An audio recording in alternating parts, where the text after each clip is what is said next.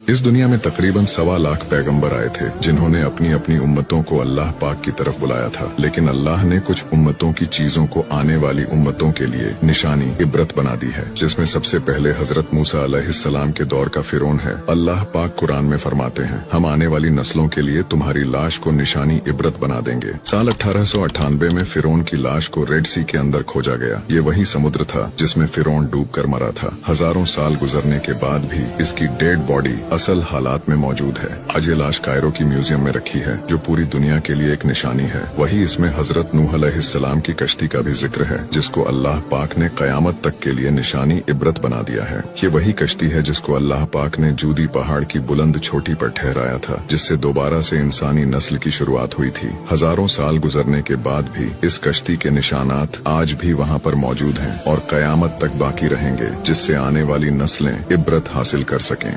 चलिए चलते हैं 1400 साल पीछे। हमारे प्यारे आका हजरत मोहम्मद सल्लल्लाहु अलैहि वसल्लम ने फरमाया, रात में एक घड़ी ऐसी होती है जिस वक्त अगर कोई शख्स अल्लाह पाक से दुनिया या आखिरत की कोई भी जायज चीज मांगे तो अल्लाह पाक उसे वो अता कर देते हैं। और वो वक्त होता है रात का आखिरी पहर, यानी कि सुबह सवेरे फर्ज नमाज के 1 घंटा पहले का वक्त। उस वक्त अल्लाह पाक खुद पहले आसमान पर आता है, और ऐसा हर रात होता है। हर रात के आखिरी पहर में अल्लाह पाक अपने बंदों की हर जायज दुआ को कबूल फरमाता है। और एक हदीस में आता है, जब कोई बंदा बेदार हो और रात को यह वाला कलमा पढ़े, अल्लाह पाक से दुआ मांगे, तो अल्लाह पाक उस शख्स के दुआ कबूल करता है। मैंने ये हदीस आपको सुनाई, इसका सवाब मुझे मिला। अगर आप इसे किसी को शेयर करोगे तो उसका सवाब आपको मिलेगा।